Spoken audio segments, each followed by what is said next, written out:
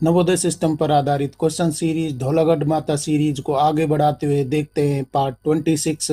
साथियों, आपको पता है कि नॉलेज मंडली ने बिल्कुल ही एक नायाब सीरीज शुरू की हुई है और इसको नाम दिया गया है धौलागढ़ माता सीरीज। धौलागढ़ माता सीरीज में हम कर रहे हैं एनवीएस स्कीम पर आधारित सारे टॉपिक, जैसे कि safety and security of inmates है, mess management, hostel management, infrastructure maintenance, repairs, admission in JNVs. इसके साथ में हाउस सिस्टम है, रोल ऑफ एचएम, एएचएम, साथ में residential system, child protection laws, purchase procedure, condemnation procedure, JNBST, transfer policy और जो भी टॉपिक दिए गए हैं वो सारे कवर किए जा रहे हैं धौलागढ़ माता सीरीज में। तो चलिए साथियों, आपकी तैयारी को आगे बढ़ाते हुए देख लेते हैं धौलागढ़ माता सीरीज पार्ट 26 का पहला question 481। What is compulsory for all regular employees recruited in NVS after 1 अप्रैल 2009? 1 अप्रैल 2009 के बाद एनवीएस में भर्ती हुए सभी नियमित कर्मचारियों के लिए क्या अनिवार्य है?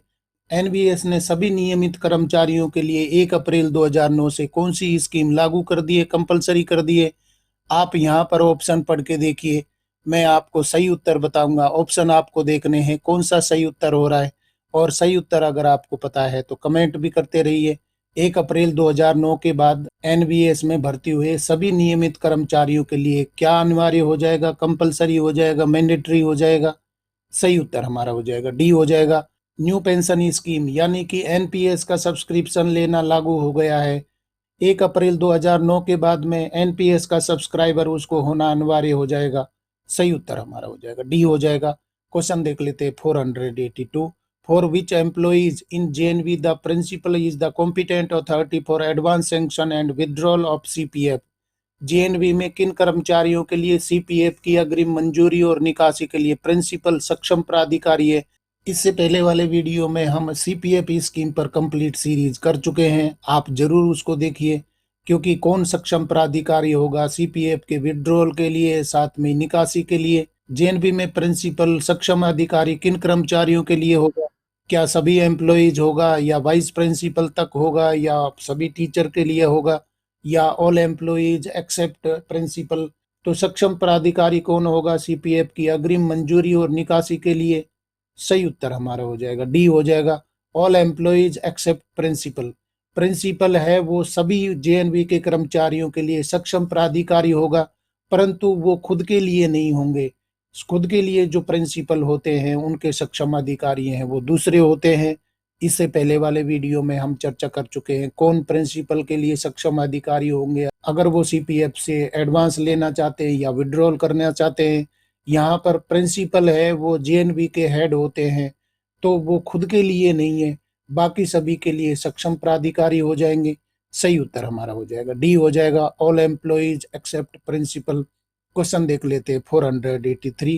When was the new pension scheme NPS of government of India introduce in Navodaya Vidyalaya Samiti? Navodaya Vidyalaya समिति में भारत सरकार की नई पेंशन योजना यानी कि एनपीएस कब शुरू की गई थी?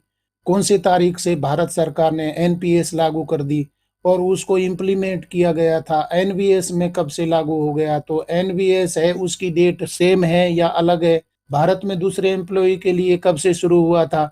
एनवीएस में एनपीएस है वो कब से लागू हुआ? आप ऑप्शन देख लीजिए कौन सा उत्तर ठीक हो जाएगा। सही उत्तर हमारा हो जाएगा बी हो जाएगा, 1 अप्रैल 2009। यानी कि 1 अप्रैल 2009 से ये शुरू हुआ था, 1 अप्रैल 2009 से। और एनपीएस है वो एनवीएस में भी लागू हो गया, परंतु भारत सरकार के जो कर्मचारी हैं उनको कब से शुरू हुआ ये आप कमेंट करके बता दीजिए। यहाँ पर 1 अप्रैल 2009 से एनवीएस में भी एनपीएस लागू कर दिया गया, कंपलसरी कर दिया गया। सही उत्तर हमारा हो जाएगा बी हो जाएगा। Move to question number 484। What percentage of their basic pay plus DA do employees have to contribute to tier first of the new pension scheme? नई पेंशन योजना के टीयर फर्स्ट में कर्मचारियों को अपने मूल वेतन और डीए का कितना प्रतिशत योगदान करना होगा? कितना प्रतिशत करना होगा? टीयर फर्स्ट में आपका कंट्रीब्यूशन कितना हो जाएगा? सही उत्तर हमारा हो जाएगा ए हो जाएगा, 10%। यानी कि आपका कंट्रीब्यूशन है वो 10% होगा, और समिति भी यहाँ पर कंट्रीब्यूशन करती है, वो आप कमेंट करके बताइए। समिति की तरफ से कितना कंट्रीब्यूशन होगा, आपका कंट्रीब्यूशन यानी कि सब्सक्राइबर का कंट्रीब्यूशन कितने प्रतिशत है, 10% है। और 10% में क्या होगा, बेसिक पे होगी, बेसिक पे प्लस डीए शामिल किया जाएगा। इसको आप इमलमेंट्स बोल सकते हैं। बेसिक पे प्लस डीए है, इसको मिला करके 10% काटा जाएगा, आपका कंट्रीब्यूशन होगा टीयर फर्स्ट में। अगला सवाल देख लेते हैं 485। Who had the option either to continue with the existing CPF scheme और to join the new pension scheme before 1 April 2009।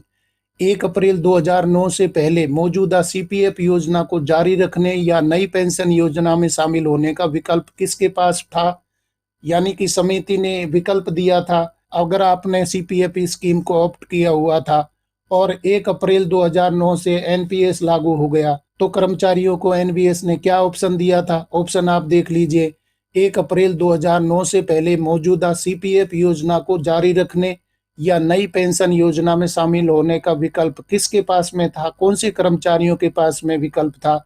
Option आप देख लीजिए, आपने निश्चित रूप से ऑप्शन देख लिया होगा। डियर फ्रेंड्स, मैं आपको ऑप्शन इसलिए पढ़ के नहीं सुना रहा हूँ क्योंकि अगर सारे ऑप्शन मैंने पढ़ के सुना दिए तो आप सुस्त हो जाएंगे, आपको नींद लगने लगेगी। तो आप एक्टिव बने रहिए, ऑप्शन देख लीजिए, और आपको अगर उत्तर पता है तो कमेंट करते रहिए। कौन से कर्मचारी हैं जिनसे ऑप्शन मांगा गया था, या तो वो सीपीएफ योजना जारी रख सकते हैं या एनपीएस में भी शामिल हो सकते हैं। सही उत्तर हमारा हो जाएगा ए हो जाएगा। Those employees who had join NVS on regular basis before 1 अप्रैल 2009। यानी कि 1 अप्रैल 2009 से पहले जो नवोदय में कर्मचारी आ चुके थे, 1 अप्रैल 2009 से पहले जो एम्प्लॉई आ गए थे यानी कि ज्वाइन हो गए थे, उनसे विकल्प मांगा गया था कि आप सीपीएफ को कंटिन्यू रख सकते हैं क्योंकि सीपीएफ है, उनको चल रहा था, सीपीएफ स्कीम थी। अगर आप एनपीएस लेना चाहते हैं तो आपको ऑप्शन देना होगा। तो ये विकल्प दिया गया था कौन से कर्मचारियों के लिए, those employees who had joined NVS on regular basis before 1 April 2009। Dear friends, question पसंद आ रहे हैं तो लाइक बटन दबाइए। यहाँ पर सही उत्तर हो गया हमारा ए। अगला सवाल देख लेते हैं 486। What option was sought from the NVS employees who had joined the समिति before 1 April 2009 to join the new pension scheme? 1 अप्रैल 2009 से पहले समिति में शामिल हुए एनवीएस कर्मचारियों से नई पेंशन योजना में शामिल होने के लिए कब तक विकल्प मांगा गया था। बहुत ही इंपॉर्टेंट क्वेश्चंस हैं, इस प्रकार के क्वेश्चंस हैं, पुरानी परीक्षा में पूछे गए थे। आप विकल्प देख लीजिए कौन सा उत्तर ठीक होने वाला है। 1 अप्रैल 2009 से पहले समिति में शामिल हुए एनवीएस कर्मचारियों से नई पेंशन योजना में शामिल होने के लिए कब तक विकल्प मांगा गया था। सही उत्तर हमारा हो जाएगा डी हो जाएगा। Within 3 months from the date of issue of the notification. और ये नोटिफिकेशन जारी हुआ था 4 अगस्त 2009 को जारी हुआ था। मतलब कि 4 अगस्त 2009 से लेकर के और 3 महीने तक आपके पास में समय था। आप कहाँ जा सकते थे, एनपीएस में जा सकते थे या आप सीपीएफ स्कीम को कंटिन्यू रख सकते थे। तो एनपीएस में जाने का विकल्प है वो कब तक खुला रखा था समिति ने, वो रखा था 3 महीने तक, 4 अप्रैल 2009 से। और 3 महीने तक आपको क्या करना था, यहाँ पर विकल्प देना था कि आप एनपीएस में जाना चाहते हैं, आप सीपीएफ से शिफ्ट करना चाहते, आप सीपीएफ से शिफ्ट करना चाहते हैं एनपीएस में। सही उत्तर हमारा हो जाएगा डी हो जाएगा। अगला सवाल देख लेते हैं 487। What is the integral part of all Jawahar Navodaya विद्यालय campuses for the memory of late Shri Rajiv Gandhi? स्वर्गीय श्री राजीव गांधी की स्मृति में सभी जवाहर नवोदय विद्यालय परिसरों का अभिन्न अंग क्या है? आपको उत्तर पता होगा। आप जेएनवी के एम्प्लॉई हैं तो आपको पता होगा। श्री राजीव गांधी की स्मृति में प्रत्येक जेएनवी परिसरों का अभिन्न अंग कौन सा भाग हो जाएगा? क्या वो विकल्प ठीक हो जाएगा? सही उत्तर हमारा हो जाएगा डी हो जाएगा। स्मृति वन, राजीव गांधी स्मृति वन है वो प्रत्येक परिसर में बनाया जाएगा। तो यहाँ पर ये कंस्ट्रक्शन रूल में बताया गया है कि प्रत्येक जेएनवी में श्री राजीव गांधी की स्मृति में राजीव गांधी स्मृति वन है वो बनाया जाएगा, प्रत्येक परिसर का अभिन्न अंग होगा। सही उत्तर हमारा हो जाएगा डी हो जाएगा। Move to question number 488। What are the primary buildings found in the infrastructure of Jawahar Navodaya Vidyalaya? Jawahar Navodaya विद्यालयों के बुनियादी ढांचे में पाए जाने वाले प्राथमिक भवन कौन से हैं? यानी कि प्रत्येक जेएनवी के बुनियादी ढांचे में प्राथमिक भवन कौन कौन से होंगे, वो आवश्यक हो जाएंगे, कौन से भवन जरूरी हो जाएंगे। तब जा करके उसका बुनियादी ढांचा है वो माना जाएगा। ऑप्शन देख लीजिए, सही उत्तर क्या होने वाला है। जवाहर नवोदय विद्यालयों के बुनियादी ढांचे में पाए जाने वाले प्राथमिक भवन कौन कौन से हो जाएंगे? सही उत्तर हमारा हो जाएगा बी हो जाएगा। स्कूल बिल्डिंग्स होंगी, यानी कि एकेडमिक ब्लॉक होगा, साथ में बॉयज गर्ल्स हॉस्टल्स होंगे, डाइनिंग और किचन फैसिलिटीज है वो होंगी। इसको आप क्या बोलेंगे? बुनियादी ढांचे का प्राथमिक भवन ही इसमें बनाए जाएंगे। जेएनवी खड़ा करने के लिए आपको स्कूल बिल्डिंग बनानी होंगी, साथ में ही हॉस्टल अकोमोडेशन बनाने होंगे बॉयज गर्ल्स के लिए, और डाइनिंग हॉल बनाना होगा, साथ में किचन फैसिलिटीज भी बनानी होंगी। सही उत्तर हमारा हो जाएगा बी हो जाएगा। प्राथमिक भवन है ये बुनियादी ढांचे को खड़े करते हैं, ये जरूरी हो जाएंगे जेएनवी के लिए। अगला सवाल देख लेते 489। What are the Jawahar Navodaya विद्यालय buildings like in terms of form and appearance? Jawahar Navodaya विद्यालय की इमारतें रूप रंग की दृष्टि से कैसी होती हैं? बहुत ही छोटे छोटे क्वेश्चंस हैं, परंतु इस प्रकार के छोटे क्वेश्चंस हैं वही तो आपकी परीक्षा में आएंगे, क्योंकि एनवीएस सिस्टम है, आपके एग्जामिनेशंस के लिए सिलेबस रखा गया है, तो इसी पर क्वेश्चंस बनेंगे। नए कोई तरीके हैं तो आप जरूर कमेंट करिए। जवाहर नवोदय विद्यालय की इमारतों के रंग रूप की दृष्टि से वो इमारतें कैसी होती हैं? आपने उत्तर देख लिए, ऑप्शन देख लिए, सही उत्तर हमारा हो जाएगा सी हो जाएगा। Simple, low profile and vernacular, यानी कि जेएनवी की बिल्डिंग है वो सिंपल होती है, लो प्रोफाइल होती है, और वर्नाकुलर होती है, यानी कि क्षेत्र के अनुसार उनके रंग रूप हैं वो आते हैं। आप पूरे भारत में एक जैसा स्ट्रक्चर नहीं खड़ा कर सकते, क्योंकि क्लाइमेटिक कंडीशंस हैं वो अलग अलग होती है, तो वहाँ उन क्लाइमेटिक कंडीशंस के अनुसार, उन लोकेलिटी के अनुसार बिल्डिंग कैसी होती है, सिंपल होती है, लो प्रोफाइल होती है, और वर्नाकुलर होती है, एरिया के हिसाब से बनाई जाती है। जवाहर नवोदय विद्यालय की इमारतें हैं उनके रंग रूप की दृष्टि से कैसी विशेषता उनकी हो जाएगी? सही उत्तर हमारा हो जाएगा सी हो जाएगा। सिंपल होंगी, लो प्रोफाइल होंगी, वर्नाकुलर होंगी। क्वेश्चन देख लेते 490। How many rooms are there in JNV academic building? JNV शैक्षणिक भवन में कितने कमरे होते हैं? बिल्कुल बेसिक क्वेश्चंस हैं, परंतु छोटे छोटे आसान क्वेश्चन है वही हमें पता नहीं होते हैं। कठिन चीजें तो हम याद कर लेते हैं, उनके बारे में हम सचेत रहते हैं, परंतु आसान बातें हैं हम गौर ही नहीं करते हैं। और साथियों, लड्डू आसान क्वेश्चन को अगर हम गलत करके आते हैं तो एग्जाम हॉल से बाहर निकलने पर हमारा चेहरा देखने लायक बनता है। सही उत्तर क्या हो गया? जेएनवी के शैक्षणिक भवन में कितने कमरे होते हैं? सही उत्तर हमारा हो जाएगा ए हो जाएगा। 25 रूम होते हैं, 25 रूम्स होते हैं, यानी कि शैक्षणिक भवन में कितने रूम होते हैं, एकेडमिक ब्लॉक में कितने रूम होते हैं? 25 कमरे होते हैं। और साथियों, नॉलेज मंडली स्मार्ट बोर्ड आपको बता रहा है कि ये कमरे किस तरीके से होते हैं।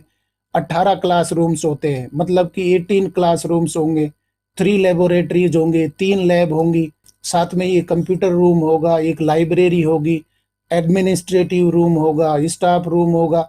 तो इस तरीके से 25 बन जाएंगे। आप इसकी कैलकुलेशन देख लीजिए। 18 क्लासरूम्स हो गए, 3 लेबोरेटरीज हो गई, एक कंप्यूटर रूम हो गया, एक लाइब्रेरी हो गई, एक एडमिनिस्ट्रेटिव रूम हो गया, और साथ में एक स्टाफ रूम हो गया। तो टोटल कितने रूम हो गए एकेडमिक ब्लॉक में? 25 हो गए।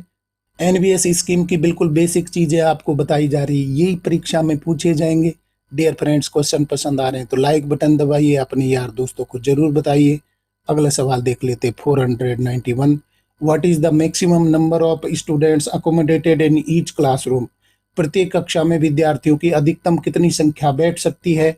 तो एनवीएस नॉर्म्स के अनुसार एक क्लासरूम में कितने बच्चे बैठ सकते हैं? आप जल्दी से देख लीजिए, उत्तर भी कमेंट कर दीजिए, आपको निश्चित रूप से उत्तर पता है। प्रत्येक कक्षा में विद्यार्थियों की अधिकतम संख्या है वो कितनी बनाई गई है, कितनी संख्या नॉर्म्स के अनुसार बैठ सकते हैं, अकोमोडेट हो सकते हैं? सही उत्तर हमारा हो जाएगा डी हो जाएगा। 40 स्टूडेंट्स, 40 बच्चों के लिए बनाया गया है, 40 स्टूडेंट हैं उनके लिए बनाया गया है। 2 सेक्शन अगर हैं तो 40-40 के 2 रूम हो जाएंगे प्रत्येक कक्षा में, और अगर सिंगल सेक्शन के हैं तो 40 बच्चे बैठेंगे एक कक्षा में। तो इस तरीके से 40 बच्चे हैं वो अकोमोडेट होंगे। सही उत्तर हमारा हो जाएगा डी हो जाएगा। क्वेश्चन देख लेते 492। How many students can be accommodated in the hostels of a Jawahar Navodaya Vidyalaya? किसी जवाहर नवोदय विद्यालय के छात्रावासों में कितने छात्रों को रखा जा सकता है? ये क्वेश्चन पुरानी परीक्षा में पूछा गया था, आगामी परीक्षा में भी पूछा जा सकता है, क्योंकि यही क्वेश्चंस आएंगे। आपके सिलेबस में नवोदय सिस्टम रखा गया है, तो कितने बच्चे एकोमोडेट हो सकते हैं प्रत्येक जेएनवी में? सही उत्तर आप पता लगाइए। ऑप्शन देख लीजिए, क्या 700 होंगे, 600 होंगे, 500 होंगे, 560 होंगे, कितने होंगे? सही उत्तर हमारा हो जाएगा डी हो जाएगा, 560 होंगे। तो आप यहाँ कह सकते हैं कि छठी से लेकर के और 12वीं क्लास होती है, तो इसको आप क्या कर सकते हैं, 80 से गुणा कर सकते हैं। प्रत्येक कक्षा में कितने बच्चे होते हैं? 80 होते हैं। इसको 7 से गुणा कर लीजिए तो 560 मैक्सिमम बच्चों की स्ट्रेंथ हो जाएगी। अकोमोडेट किए जाएंगे छात्रावासों में 560 बच्चे अकोमोडेट किए जाएंगे। यहाँ पर सही उत्तर हो जाएगा डी हो जाएगा, 560 स्टूडेंट्स। एनबीएस स्कीम पर आधारित धौलागढ़ माता सीरीज पार्ट 26 का अगला सवाल देख लेते 493। What is the size of principal's residence in JNVs? JNV में प्रिंसिपल के आवास का आकार क्या होता है? कितने स्क्वायर मीटर में होना चाहिए? प्रिंसिपल रेजिडेंस है वो कितने स्क्वायर मीटर में होना चाहिए? अगर आपको उत्तर पता है तो आप कमेंट जरूर करते रहिए। सही उत्तर क्या हो जाएगा? जेएनवी में प्रिंसिपल के आवास का आकार कितना होता है? सही उत्तर हमारा हो जाएगा बी हो जाएगा, 186 स्क्वायर मीटर्स होता है। और इसको टाइप कौन सा बोलते हैं? आप टाइप जरूर कमेंट कर दीजिए। कौन से टाइप का क्वार्टर प्रिंसिपल को अलॉट होता है, ये रूल में कितना बताया गया है? एनबीएस नियमों के अनुसार प्रिंसिपल क्वार्टर है वो कौन से टाइप का होता है? यहाँ कैटेगराइजेशन किया गया है अकोमोडेशन। सही उत्तर हमारा हो जाएगा बी हो जाएगा, 186 स्क्वायर मीटर्स में प्रिंसिपल आवास है वो होता है। टाइप आप कमेंट कर रहे हैं। अगला सवाल देख लेते हैं 494। How many residences are there for teachers in JNV? JNV में शिक्षकों के लिए कितने आवास होते हैं? जल्दी से उत्तर देख लीजिए। ऑप्शन क्या होने वाला है? ठीक ऑप्शन कौन सा हो जाएगा? जेएनवी में शिक्षकों के लिए कितने आवास होते हैं, कितने आवास बनाए जाते हैं? सही उत्तर हमारा हो जाएगा डी हो जाएगा, 18 residences of 80 square metres each for teachers. मतलब कि 18 क्वार्टर्स होते हैं और इनका प्लिंथ लेवल कितना होता है? 80 स्क्वायर मीटर का होता है। 80 स्क्वायर मीटर्स का ये होता है। 80 स्क्वायर मीटर का क्वार्टर होता है प्रत्येक टीचर के लिए। और टोटल क्वार्टर कितने होते हैं? 18 क्वार्टर बनाए जाते हैं। सही उत्तर हमारा हो जाएगा डी हो जाएगा। नया सवाल देख लेते 495। What is the plinth area of A guest house in JNV? JNV में गेस्ट हाउस का प्लिंथ एरिया कितना होता है? आप जल्दी से ऑप्शन देख लीजिए। गेस्ट हाउस का प्लिंथ एरिया है वो कितने स्क्वायर मीटर का होता है? सही उत्तर हमारा हो जाएगा ए हो जाएगा, 80 स्क्वायर मीटर का हो जाएगा। 80 स्क्वायर मीटर का यहाँ पर प्लिंथ एरिया हो जाएगा। अगर गेस्ट हाउस बनाया जा रहा है जेएनवी में तो 80 स्क्वायर मीटर का हो जाएगा। 80 स्क्वायर मीटर का यहाँ पर गेस्ट हाउस बनाया जाता है। सही उत्तर हमारा हो जाएगा ए हो जाएगा। डियर फ्रेंड्स, क्वेश्चन पसंद आ रहे हैं तो अपने दोस्तों को जरूर बताइए, लाइक बटन भी दबा दीजिए और आप कमेंट करिए कि क्वेश्चन किस तरीके के लग रहे हैं, आपको पसंद आ रहे हैं तो आप कमेंट करिए। कोई नया तरीका है तो वो भी प्लीज बताइए। देख लेते हैं अगला सवाल 496। What is the plinth area of kitchen and dining hall in JNV? JNV में किचन और डाइनिंग हॉल का प्लिंथ एरिया कितना होता है? जेएनवी में किचन और डाइनिंग हॉल का प्लिंथ एरिया है कितने स्क्वायर मीटर में होता है? सही उत्तर हमारा हो जाएगा डी हो जाएगा, 758 स्क्वायर मीटर, यानी कि 758 स्क्वायर मीटर में होगा। 758 स्क्वायर मीटर में किचन और डाइनिंग हॉल है वो बनाया जाएगा नवोदय में। ये स्टैंडर्ड साइज बताई गई है, 758 स्क्वायर मीटर बताया गया है, इसको आप ध्यान रखिए। अगला सवाल देख लेते 497। How many hostels are there in JNV as per NBS rules and what is the capacity of each hostel?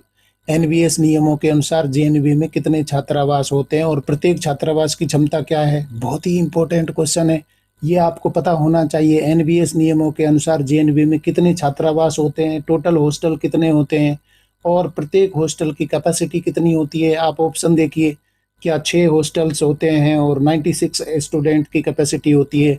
क्या 5 हॉस्टल्स होते हैं, 120 की कैपेसिटी होती है?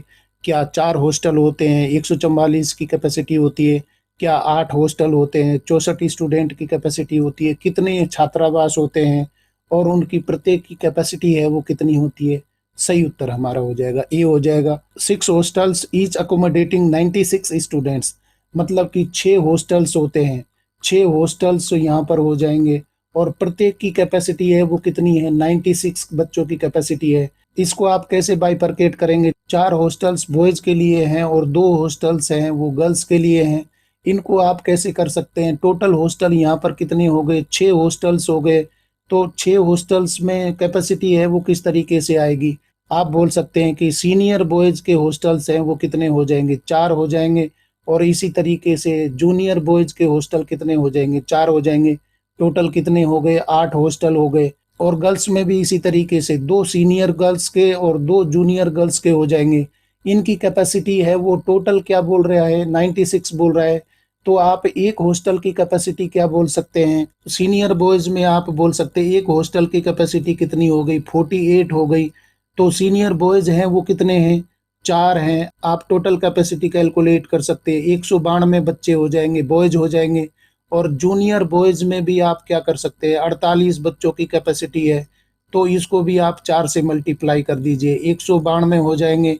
और इसी तरीके से गर्ल्स में सीनियर गर्ल्स हैं उनको आप इस तरीके से कर सकते हैं, 48 बच्चों की कैपेसिटी है। तो इसको 2 से मल्टीप्लाई कर दीजिए, आप कितने हो जाएंगे, 96 हो जाएंगे। और जूनियर गर्ल्स में भी आप कर दीजिए, यहाँ 48 हो जाएंगे, 48 को गुणा 2 से कर दीजिए तो 96 हो जाएंगे। टोटल गर्ल्स की कैपेसिटी है 192 हो जाएगी। तो इस तरीके से 384 बॉयज हो जाएंगे और 192 गर्ल्स हो जाएंगी। ये अकोमोडेशन है वो दिया गया है नवोदय विद्यालय के द्वारा। सही उत्तर हमारा हो जाएगा ए हो जाएगा। डियर फ्रेंड्स, क्वेश्चन पसंद आ रहे हैं तो लाइक बटन जरूर दबाइए। अगला सवाल देख लेते हैं 498। What is the size of vice principal's residence in जेएनवीज।